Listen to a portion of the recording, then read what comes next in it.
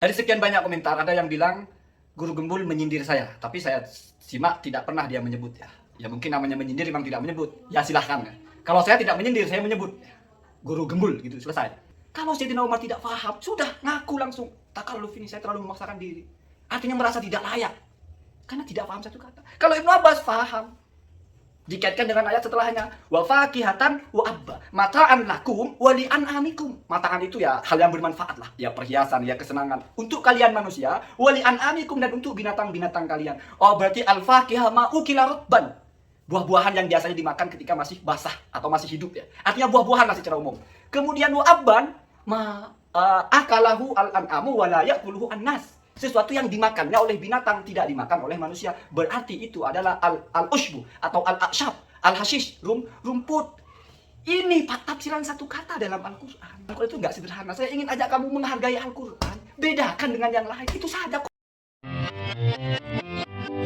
Assalamualaikum warahmatullahi wabarakatuh. Bismillahirrahmanirrahim. Allahumma sholli ala sayyidina Muhammadin wa ala alihi wa sahbihi ajma'in, amma ba'du. Allahumma ja'alna min ahlil khairi was sa'adah fid dini wad dunya wal akhirah. Kepada fansnya Guru Gembul, saya doakan semoga kalian semua, ya termasuk kita, menjadi orang-orang yang beruntung di dunia, berbahagia, juga nanti di akhirat kita menjadi orang-orang yang beruntung. Amin Allahumma amin. Kamu tidak setuju dengan konten saya, tentu saja karena kamu setuju dengan konten yang saya kritik. Artinya apa? Kamu memang di pihak yang tidak sama dengan saya. Tetapi itu tidak penting. Yang terpenting kita sepakat saling mendoakan. Amin Allahumma amin. Dari sekian banyak komentar, ada yang bilang Guru Gembul menyindir saya, tapi saya simak tidak pernah dia menyebut ya. Ya mungkin namanya menyindir memang tidak menyebut. Ya silahkan ya. Kalau saya tidak menyindir, saya menyebut Guru Gembul gitu, selesai. Kemudian dari komentar-komentar itu ada hal yang menarik ya. Yang pertama, sebetulnya sudah saya kasih komentar di situ ya. Saya tulis pakai bahasa Arab sengaja. Rudda nashri arabiyatan atika mujiban. Tulislah sanggahanmu atau bantahanmu kepada video yang saya sebar ini dengan bahasa Arab. Maka saya akan jawab. Wa illa, apabila tidak, fala'allal ha'ito halla mahalli mujiban raddakah. Kalau tidak pakai bahasa Arab, maka semoga tembok menggantikan saya menjawab apa yang kamu sanggah. Saya pakai la'allah di situ, taroji, masih ada kemungkinan, bukan laitah. Walaupun mungkin nggak tembok menjawab itu ya. Ya anggap saja mungkin ya. Jadi tapi karena kamu mungkin tidak membaca itu atau mungkin tidak paham sehingga asik sekali membantah konten saya. Ya tidak saya jawab. Tidak saya jawab karena untuk apa? Toh yang dibicarakan sudah lain jalur. Itu satu. Yang kedua, ada komentar yang saya baca itu agak menarik, yaitu tentang keislaman Sayyidina Umar hanya karena mendengar bacaan surah Toha. Artinya bahasa Arab orang kafir aja paham.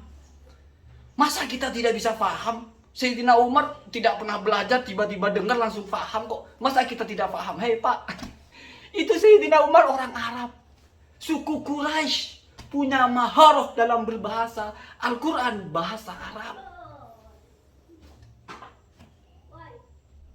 Kamu mau mensejajarkan dengan Sayyidina Umar ketika mendengar Al-Quran dibaca?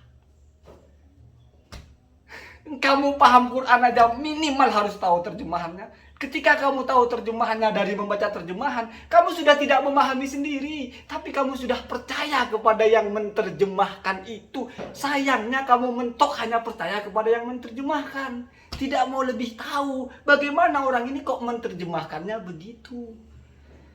Artinya tidak mungkin, Mbak, tidak mungkin karena bahasa saja sudah beda. Itu baru bicara memahami terjemahannya. Kemudian biar ada ilmunya di sini. Saya ingin setiap konten saya itu kamu menyimak bukan hanya orang bacot, tapi ada informasi ilmiah. Sayyidina Umar ya, suatu ketika di dalam mimbar, ini populer sekali ya. Ya maksud saya populer itu bukan hanya satu kitab yang menukil ya. Tafsir At-Tabari, Tafsir Ibnu Mansur ya. Musannifnya Ibnu Abi Syaibah ya. Syu'abul Imannya Al-Baihaqi ya. Tafsir yang apa? Tafsir-tafsir lain termasuk tafsir Ibnu Katsir, tafsir Al-Qurtubi ya. Satu ketika Sayyidina Umar itu berceramah di mimbar, kemudian membacakan ayat surah Abasah sampai kepada wa fakihatan wa abba. Sayyidina Umar bengong, terdiam. Al-fakihatu arafna.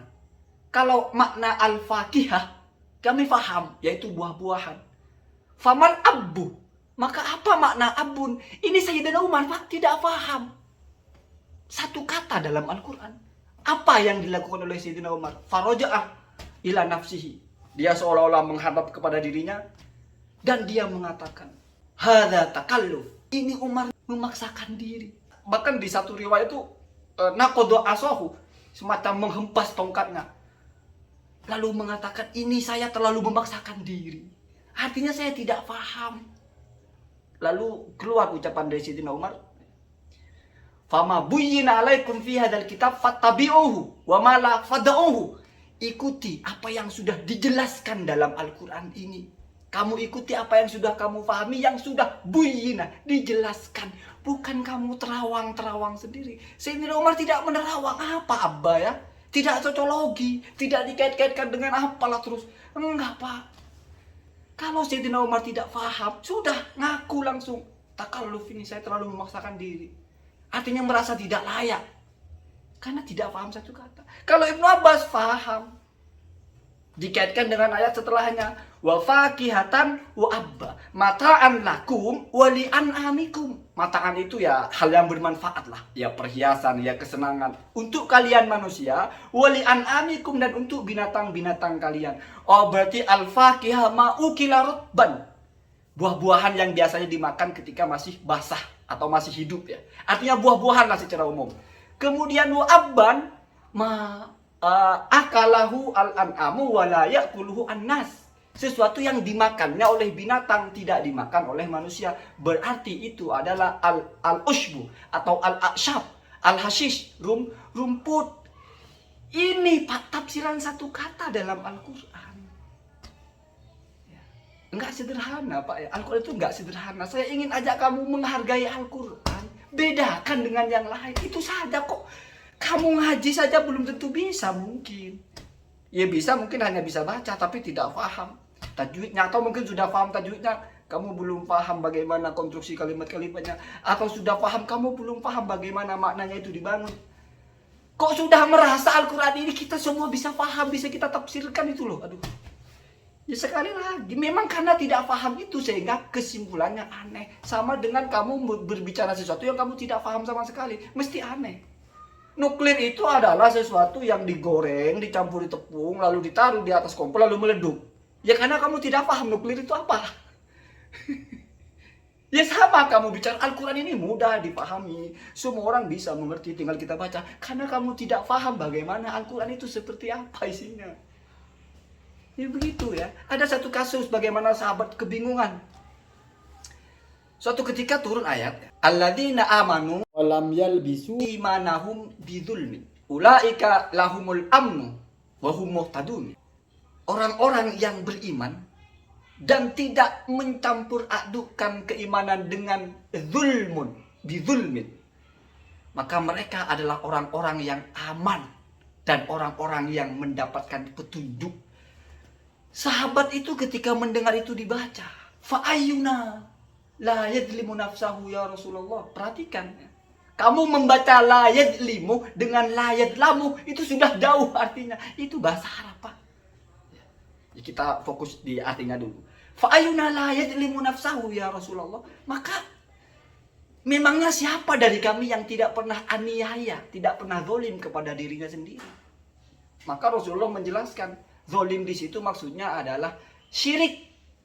Laisa kama tazunnun ya. Innama huwa fi qauli Luqman. Ya bunayya la tusyrik billah innasyirka la zulmun. Jadi bahasanya zulmun. Jadi bidzulmin, satu kata dalam satu teks Al-Quran ya, dikaitkan dengan keimanan, tidak dicampur baurkan keimanan itu dengan zulmun, maka zulmun di situ bukan aniaya seperti yang kita paham, tetapi syirik. Inna syirka la zulmun adzim. Sesungguhnya kesyirikan itu adalah sebuah kezoliman yang luar biasa. Kezoliman kepada diri sendiri. Zulmun itu ya, Makanya kamu pernah ada bahasa nurul dolam, dolamun. Ada dolamun, ada zulmun. Dolamun itu artinya kegelapan. Zulmun artinya aniaya atau aljaru, jahat ala nafsi kepada diri sendiri atau kepada orang lain. Dari kata yang sama, zolamin, hanya beda harkatnya, beda artinya. Zolimah yadlamu, itu artinya gelap. Fa'ilah yaf'aluh, sama dengan alimah ya'lamu. Itu aja kan kamu belum tentu paham, sudah mau sok-sok menafsirkan Al-Quran. Jadi dari zolimah yadlamu, artinya gelap. Kalau zolama yadlimu, sama dengan doroba yadribu, berarti fathun kasrun. Fi'il madinya fathah, zola, fi'il mudhari'nya kasroh, yadlimu. Ini artinya aksu al-adli, kebalikan dari adil. Atau wat usyai'in fi ghairi mahallihi, tidak sesuai yang semestinya, itu namanya zolim. Maka dalam Al-Quran ada zulmun, ya, zolim, ada zulumatun, kegelapan. Kamu mau bilang, ya kan sama Pak, kegelapan dengan zolim itu kan sama. Tidak bisa begitu, Ferguson. Misalnya dalam Al-Quran, yukhrijum minaz zulumati ilan nur. Ya. Di situ az-zulumat dari kata zolamun, kegelapan. Bukan dari kata zulmun, kedoliman bukan, tapi kegelapan. Lalu itu diartikan sebagai kesesatan, berarti itu dimaknai secara majazi, bukan hakiki. Majaz isti'aroh. Kalau zulmun itu memang sudah artinya zolim, maka maknanya memang sudah secara hakiki. Kalau kamu anggap zulmun dengan zolamun samalah, gelap dengan zolim sama, itu kamu merusak Al-Quran. Ini masalah harkat, Pak. Begitu saya hanya ingin, ya, silahkan kamu percaya diri dengan kemampuan otak kamu, percaya diri dengan kemampuan analisa kamu. Tapi mbok yo Al-Quran ini ya, atau ilmu-ilmu yang ya kamu tidak paham, mbok yo jangan memaksa diri seolah-olah paham. Itu saja sih. Ini kan nalar waras. Semoga kita menjadi orang-orang yang tidak hanya merasa cerdas, tapi kecerdasannya itu terukur gitu ya. Assalamualaikum warahmatullahi wabarakatuh.